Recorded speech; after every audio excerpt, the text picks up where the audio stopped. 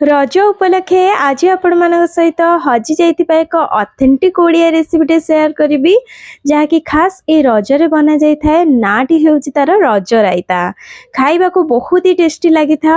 यही रेसिपीटा मो बोठू पाई से जेमिति बतैथिला मु सेही भली भाबरे बनेकी खाइला परे एते स्वादिष्ट लागिला जे मु आज आपण मान सहित से रेसिपी को शेयर करूची जहाँकि आपण रज दिन पिठा तरकारी आ साइड रे रज रायता बनेकी एंजॉय करि परिबे। बहुत सुंदर लगी था खाइबा आशा करुच्ची आपण मानकु मध्य पसंद आसीबो। तबे शेष पर्यंत देखंतु अनुरोध रहिला। चलंतु डेरी न करी रेसिपी आरंभ करिबा। ए रज रायता बनया पई कोन सब सामग्री दरकार सेटा तो आपण माने देखिकी ही जानि पारुथिबे, तथापि मु आपण मानकु बतै दउची कोन कोन सब दरकार। एथि पई प्रथमे तो बढी दरकार, बिरी बढी एटा आउ बढी के अधिका दरकार जहाँद्वारा कि यही रेसिपी बढीटा खाइबा पे कि ना बहुत ही बढ़िया लगी थाए। आ ता सहित ये नहीं जाइए मो 4टी आंबुल। आंबुलर परिमाण को आपण कम बेसी मध्य करि परिबे। आउ एठी मु 4टी आंबुल नहीं आउ आंबुलटा पूरा नरम आंबुल, तेणु एठी मु पानी रे भिजेनी। आपण जदि टाणुआ आंबुल नउचंदी ताहले ताकु टिके गरम पानी रे भिजे देबे। तापरे एठी दरकार तेंतुली। तेंतुली एठी जेमती बो कहिथिला कि फड़ा तेंतुली जोटा कि मंजी बाहरी नथिबो, लंबा लंबा जो जेभळा तेंतुली थाए सेही भली नबा पई, किंतु पाचिला तेंतुली ही सुखिला नबा पई कहिथिला, किंतु सेही भली मो पाखरे नथिला तो मु ताको पाइलिनी भी। तो जहा मो पाखरे तेंतुली थिला मु सेमती नै जाइछि। आ ए तेंतुलीटा भी भलो थिला, सुखिला सुखिला थिला। आ एठी मंजी भी बाहर हे जाइछि यादरो एही भली थिला। तो मु ताको टिके बाछि कि लंबा लंबा जो गुड़ा थिला से गुड़ा नहीं जाइछि। मंजी सहित लंबा लंबा तेंतुली नेले भाबुछि अधिका भल लागिबो आउ गोटा गोटा रहिबो भी भल कि। तो नेक्स्ट टाइम जेतेबेले मिलिबो तो सियोर नेबी। आ ता छडा बो कहिथिला एठी बरकोली नबा पई किना सुखिला बरकोली। आउ एठी तार टेस्ट भी बहुत भल आस्ता है। बढी आउ बरकोली रो बास्नाटा एई रज रायतारे होछि मेन, किंतु मते बरकोली मिललानी। नेक्स्ट टाइम मु रखिबी बरकोली को सुखेकी आउ ए रज दिन ही बनया पे रज रायता। तापरे दरकार एठी सोरिष बटा। एठी मु नेची कला सोरिष को ही बाटिकी आउ किछि जिंस एथिरे मिसिनी। आपण चाहिबे जदि धळा कला दुईटा सोरिष को मध्य नै परिबे बाटिकिना। आउ एठी सोरिष बटाटा बहुत ही बढ़िया टेस्ट आस्ता है।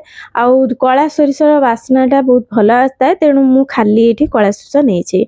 आ सोरिष बटा पिता न लागिया पे किना आपण टिके आगुरु बाटिकी फ्रिज रे रखि दियतु, तापरे बनांतु, पिता लागिबनी। संगे संगे बाटिकी बनैले अधिक जेहेतु सोरिष बटा एठी दरकार पिता लागि पारे, तेणु आपण एई भली करि परिबे। तापरे एठी किछि दरकार नडिया कोरा आउ नडियार एमती लंबा लंबा पाती, बेसी छोटो करिबेनी, ए भला लंबा लंबा करिकि नेबे। तापरे मिठा पैंकिना दरकार गुड़। गुड़ ही चेष्टा करिवे नबा पई, कारण या द्वारा बहुत ही बढ़िया बास्ना और टेस्ट आसी थाए। मु एठी पाउडर गुड़ नेछि, आपण जे कोनोसी गुड़ नै परिबे, किंतु गुड़ रे बनैले अधिक स्वादिष्ट लागिबो। छुंक पई एठी दरकार 2टी सुखिला लंका आउ गोटे चामच एठी पंच फुटण। ता छडा हळदी, लूण, तेल आउ पानी जहा भी रहिला सेगुडा मु आपण मानकु देखैनी। सेटा मु आगु को जेते परिमाण रे पकेबे आपण मानकु देखैबी। तबे चलंतु डेर न करी बनेबा। गैस ऑन करी बसे नहीं गोटे कढ़ई, आ कढ़ई को टिके भल कि गरम हवा को देबी। तापरे दे देबी इथिरे तेल। तेल आपण सोरिष तेल भी नहीं परिबे, मु एठी रिफाइन तेल रे बनौची। आउ एठी मु प्रथमे बढीटा को भाजी देबी।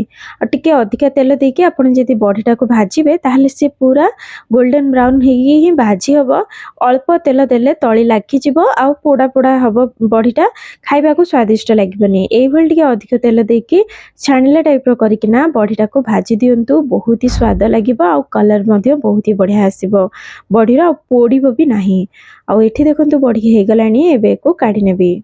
बढी भाजिया पई जेहेतु अधिका टिके तेल देइथिली 2 चामच तेल बाहर करनेबे। आउ सेई कढ़ई रे एबे दे देबी पंच फुटण। फुटण टिके चटकी हे आसिले सुखिला लंका दीटा दे देबी। आउ तापरे ए सब को भलो भाबे कलर आसीके बास्ना टिके बाहरिया पर्यंत मु भाजी नेबे ए भलिया एपट सेपट करिके। एबे इथरे दे देबी सोरिष बटा। हिसाब रे जदी कहबी एठी प्राय 4 चामच अछि सोरिष बटा। आ सबु एठी मु देई देबी। आ से जागा को धोई के टिके पानी दे देबी। ତାପରେ କଲର୍ ପାଇଁକିନା ଦେଇଦେବି ହଳଦୀ ଗୁଣ୍ଡ ଆଉ ସ୍ୱାଦ ଅନୁଯାୟୀ ଲୁଣ।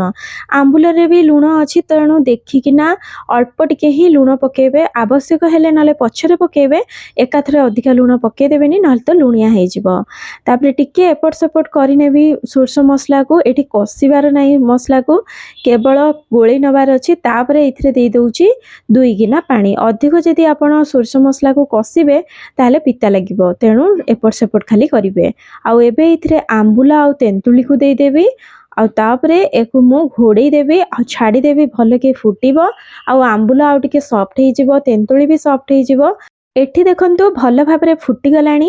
ଚାଲନ୍ତୁ ଦେଖିନେବା ଆମ୍ବୁଲ ସିଝିଲାଣି କି ନାହିଁ। ଦେଖନ୍ତୁ ଆମ୍ବୁଲ ଏଇଠି ବହୁତ ହି ଭଲ ଭାବରେ ସିଝି ଯାଇଛି। ଆଡ଼୍ କରିନେବା ଏବେ ଏଥିରେ ବଢ଼ି। ବଢ଼ିକୁ ମୁଁ ଯେମିତି କହିଲି ଅଧିକ ଭାଜିବେନି, ପୋଡ଼ି ଦେବେନି ପୁରା, ନହେଲେ ତ ଟେଷ୍ଟ ଭଲ ଆସିବନି। ବଢ଼ିକୁ ଦେଇକି ପୁଣି କଭର୍ କରିନେଇଛି, ଟିକେ ଫୁଟିବ ଆଉ ବଢ଼ି ଟିକେ ଫୁଲିବ। ଦେଖନ୍ତୁ ଏଠି ଫୁଟି ଆସିଲାଣି ଆଉ ବଢ଼ି ଭିତରକୁ ମସଲା ବି ପଶିଗଲାଣି। ଏବେ ଏଥିରେ ଦେଇଦେଉଛି ପାତି ନଡ଼ିଆ ଆଉ ମିଠା ପାଇଁକିନା ଏଠି ଦେଇଦେଉଛି ଗୁଡ଼। ତ ଏଠି ମୁଁ ଆବଶ୍ୟକ ମୁତାବକ ଯେତିକ ମୋତେ ଦରକାର ସେଇ ହିସାବରେ ମୁଁ ଦେଉଛି। ପ୍ରଥମେ ଅଳ୍ପ ଟିକେ ମୁଁ ମିଠା ପକାଇଥିଲି, ତାପରେ ଦେଖିବି ଯଦି ମିଠା ଆଗକୁ ଦରକାର ହେବ ତାହେଲେ ପକାଇବି। ତ ଖଟା ଲାଗୁଥିଲା, ତ ମୁଁ ଆହୁରି ମିଠା ଏଥିରେ ପକାଇ ନେଉଛି। କେତେ ମିଠା ଆପଣ ଖାଇବେ ସେଇ ହିସାବରେ ପକାଇବେ। ଆଉ ଏମିତିରେ ବି ଆମ୍ବୁଲ ପଡ଼ିଛି, ତେନ୍ତୁଳି ପଡ଼ିଛି, ଖଟା ଜିନିଷ ପଡ଼ିଛି, ଯେହେତୁ ମିଠା ମଧ୍ୟ ଟିକେ ଅଧିକ ଲାଗିବ। ଆଉ ଏବେ ଏକୁ କଭର୍ କରିଦେବି, ଟିକେ ଫୁଟିଯିବ। ଦେଖନ୍ତୁ ଏଇଠି ଫୁଟିଗଲାଣି, ବହୁତ ବଢ଼ିଆ ଭାବରେ ଏଇଟା ହେଇଗଲାଣି। ଝୋଳକୁ ଅଧିକ ଶୁଖେଇବେନି କି ବେଶୀ ପାଣିଆ କରିବେନି, ଟିକେ ଜୁକଜୁକିଆ ରଖିବେ, ଖାଇବାକୁ ଭଲ ଲାଗିବ। ତାପରେ ଲାଷ୍ଟକୁ ମୁଁ ଏବେ ଦେଇଦେବି ଏଥିରେ ଅଳ୍ପ ଟିକେ ଭଜା ଜିରା ଗୁଣ୍ଡ ଉପରୁ। ବହୁତ ହି ବଢ଼ିଆ ବାସ୍ନା ଆସିବ, ଆଉ ତା ସହିତ ନଡ଼ିଆ କୋରା, ବହୁତ ବଢ଼ିଆ ଫ୍ଲେଭର ଆଉ ଟେଷ୍ଟ ଆସିଥାଏ। ରଜ ରାଇତା ଏବେ ହେଇଗଲା ପୁରା ରେଡ଼ି ଖାଇବା ପାଇଁକିନା। ଆମ୍ବୁଲ ବଢ଼ିର ପୁରା ବାସ୍ନା ଆଉ ତା ସାଙ୍ଗକୁ ଚଟପଟା ଫ୍ଲେଭର ବହୁତ ଭଲ ଲାଗିଥାଏ ପିଠା ସହିତ ଖାଇବା ପାଇଁ। କେବଳ ପିଠା ନୁହେଁ, ଆପଣ ଏଇଟା ଅରୁଆ ଅନ୍ନ, ଡାଲମା ଆଉ ତା ସାଇଡ଼ରେ ମଧ୍ୟ ବନେଇକି ଖାଇପାରିବେ। ବହୁତ ଭଲ ଲାଗିଥାଏ, ଗୋଟେ ଡିଫରେଣ୍ଟ ଟେଷ୍ଟ ଦେଇଥାଏ। ନିଶ୍ଚିନ୍ତ ଘରେ ଟ୍ରାଏ କରନ୍ତୁ, ଆଉ କେମିତି ଲାଗିଲା ମୋତେ କମେଣ୍ଟ ମାଧ୍ୟମରେ ନିହାତି ଜଣାଇବେ। ଯଦି କେହି ଏ ରେସିପି ବିଷୟରେ ଆଗରୁ ଜାଣିଛନ୍ତି କିମ୍ବା ଆପଣ କେବେ ବନେଇଛନ୍ତି ଏକୁ, ତ ନିହାତି ସେଇଟା ବି କମେଣ୍ଟରେ ମୋତେ ଜଣାଇବେ। ଭଦ୍ରକ ସାଇଡ଼ରୁ ଯେଉଁମାନେ ଦେଖିଥିବେ ସେମାନେ ଭାବୁଛି ଜାଣିଥିବେ ଏ ବିଷୟରେ। ଆଶା କରୁଛି ପସନ୍ଦ ଆସିଥିବ। ତ ଯିବା ଆଗରୁ ଗୋଟେ ଲାଇକ୍ କରିଦେବେ, ଫ୍ରେଣ୍ଡ ଫ୍ୟାମିଲି ମେମ୍ବରଙ୍କ ସହିତ ସେୟାର କରିଦେବେ। ନୂଆ ଆସିଥିବେ ଯେଉଁମାନେ ଚ୍ୟାନେଲଟିକୁ ସବସ୍କ୍ରାଇବ୍ କରିଦେବେ। ରହିଲି, ପୁଣି ଆସିବି ଏକ ନୂଆ ରେସିପି ସହିତ। ସମସ୍ତେ ଭଲରେ ରୁହନ୍ତୁ, ଖୁସିରେ ରୁହନ୍ତୁ। ଧନ୍ୟବାଦ। ଜୟ ଜଗନ୍ନାଥ।